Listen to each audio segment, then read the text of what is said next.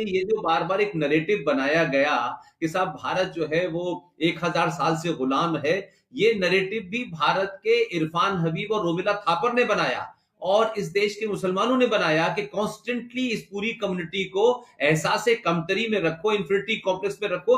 जबकि जबकि ओमेन जी का कहना है कि हम इस तरीके से गुलाम नहीं रहे हैं, कभी भारत में मुगलों का पूरा राज नहीं हुआ है, और जो बहुत सारी लड़ाइयों, खासतौर से जो राजस्थान की बहुत से युद्ध थे, उसके बारे में कुछ नई रोशनी जो है डॉक्टर ओमेन जी बार बार कहते रहे। डॉक्टर साहब, आप जरा सा अपनी बात बताएं। मैं जैसे निवेदन कर रहा था ललित भाई के आने से पहले कि महाराणा हमीर सिंह जी ने मोहम्मद बिन तुगलक को 6 महीने कैद करके रखा। इसी तरह महाराणा कुंभा ने मालवा के सुल्तान महमूद खिलजी को 6 महीने अपने यहां पर कैद करके रखा। महाराणा सांगा ने दिल्ली के सुल्तान इब्राहिम लोदी को जूते मार के गागरोन के युद्ध में पराजित किया। ऐसे दर्जनों युद्ध हुए जहां हिंदू राजाओं ने इन इन मलेच्छों को पराजित किया। और अगर सबसे प्रामाणिक बात जो कि हमसे बिल्कुल ही छुपा दी गई है, 7वीं शताब्दी में पहला इस्लामिक अटैक भारत पर हुआ मोहम्मद बिन कासिम के द्वारा, जब राजा दाहिर को मारा गया। हिंदू जनमानस के लिए ये बात अकल्पनीय थी कि किसी हारे हुए राजा की बेटी को दूसरा राजा भोगदासी बनाकर ले जाएगा। सेक्स स्लेवरी हमारे चित्त में थी नहीं, लेकिन जब लोगों ने देखा होते हुए तो राजा दाहिर का बेटा भागकर महाराणा बाप्पा रावल चित्तौड़ के पास गया और उसने जब उनको कहानी सुनाई तो बाप्पा रावल को तुरंत समझ में आया कि ये जो मलेच्छों का टोला है, ये जो है इससे नॉन नेगोशिएबल है पीस। उन्होंने तुरंत प्रतिहार राजाओं के साथ और गुजरात के राजाओं के साथ एक हिंदू फ्रंट बनाया। ये मैं 7वीं शताब्दी की बात बता रहा हूं आपको, आज से 1300 साल पहले। जोधपुर के पास अरब सेना का और राजपूतों की, हमारी हिंदू सेना का संघर्ष होता है। अरब खुद अपने एनल्स में लिखते हैं, हमें सर छुपाने की जगह नहीं मिली, वो नरसंहार किया राजपूतों ने हमारा।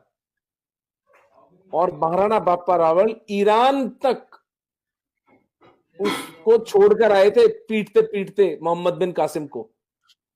आते वक्त अफगानिस्तान में सलीम नाम का एक राजा बिठा दिया था इन लोगों ने, तो उसको हटा के अपने भतीजे को वो वहां पर राजा बनाकर आए।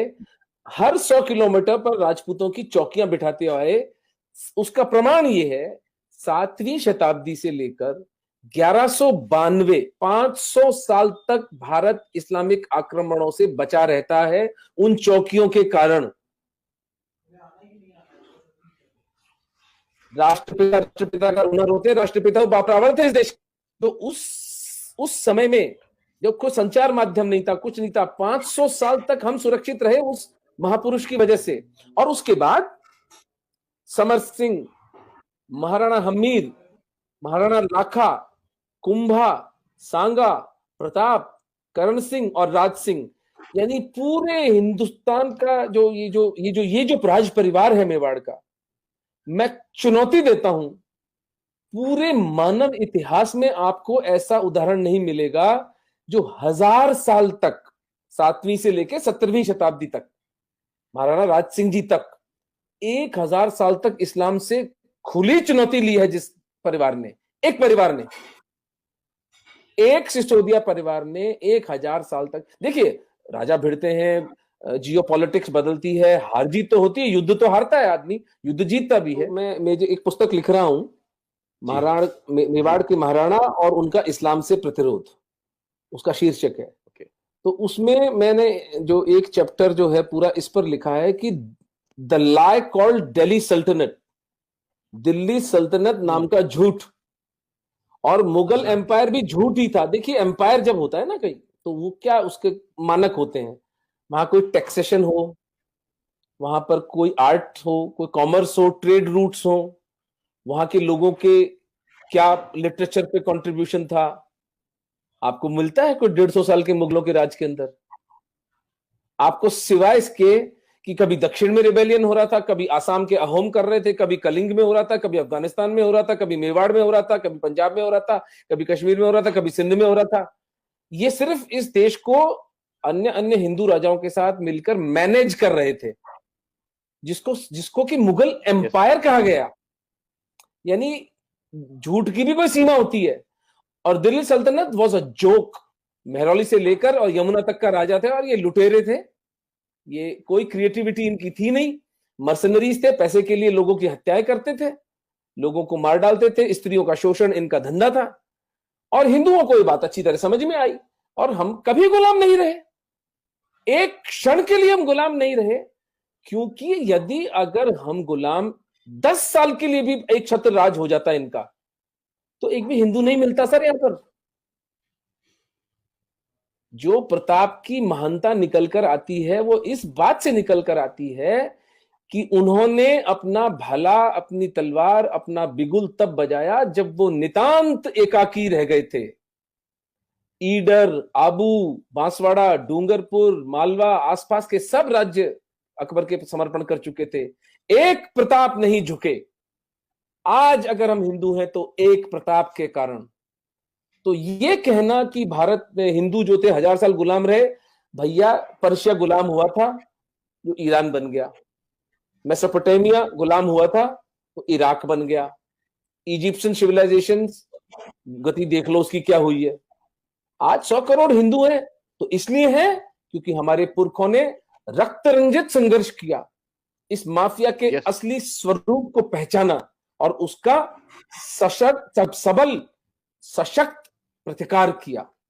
ये तो पिछले 70 साल में इन मलेच्छों ने क्या किया कि उसका भी मैं एनालिसिस कर रहा था कि 47 से लेकर 77 तक 5 हमारे जो शिक्षा मंत्री थे वो शांति दूत थे, जिसमें वो मदरसा छाप आजाद था, फिर वो नूरुल हसन, फिर वो हुमायूं कबीर, फखरुद्दीन अली अहमद, MC चागला। तो अब आपको आश्चर्य होता है कि आपकी हिस्ट्री से हमीर सिंह और कुंभा का नाम ही गायब है, और प्रताप को एक भगोड़ा कहा जाता है। प्रताप का असली युद्ध हुआ था दिवेर में 1583 में, 7 साल बाद हल्दी घाटी के, जहां उन्होंने 36,000 मुगलों को 3 दिन में काटा था, और पूरा का पूरा मेवाड़ प्रताप ने वापस पुनः ग्रहित कर लिया था दुनिया की सबसे पावरफुल मुगल एम्पायर से, सो कॉल्ड पावरफुल। तो ये सत्य है। अब इसको से निकाल दीजिए कि आप गुलाम रहे थे, हम गुलाम रहे थे, हम कभी गुलाम नहीं रहे। और जब उतनी भयंकर विपरीत परिस्थितियों में हम गुलाम नहीं रहे, तो आज तो हिंदू कहां कहां नहीं पहुंचे हुए हैं। अब केवल इस बात की आवश्यकता है कि हम कनेक्ट करें एक दूसरे के साथ, हम अपने रिसोर्सेस को पूलिंग करें, धर्मांश दें, एक दूसरे का सहायक बने। नैरेटिव का वॉर अच्छी तरह संजय दीक्षित सर, पुष्पेंद्र कुलशेष जी, कितने प्यारे प्यारे लोग अपना सर्वस्व दांव पर लगाकर लड़ रहे हैं। अब तो it's a matter of time कि हम इनको पराजित करें। They will not know what hit them. इनका खेल पूरा का पूरा समाप्त हो चुका है। जो दुख हमारी बच्चियों को, जो दुख हमारे कश्मीरी पंडितों को उठाने थे वो उठा चुके। हाथ जोड़कर, सर झुकाकर क्षमा मांग सकता हूं, लेकिन अब ये सिलसिला समाप्त है। अब सनातन धर्म पुनर्जीवित और पुनर्विजयी होकर रहेगा, कोई विकल्प ही नहीं है।